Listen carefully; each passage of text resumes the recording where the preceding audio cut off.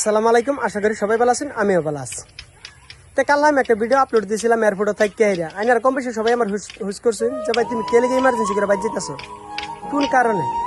তা আমি সবারই কইবার সময় পাইছি না, আমরা কে লেগে আইছি তোমার দেখাতে সিদ্ধ হও। এই যে দেখতেছো এটা কব্বর, এটা বর্তমানে আমরা গুরুস্থান আসছি।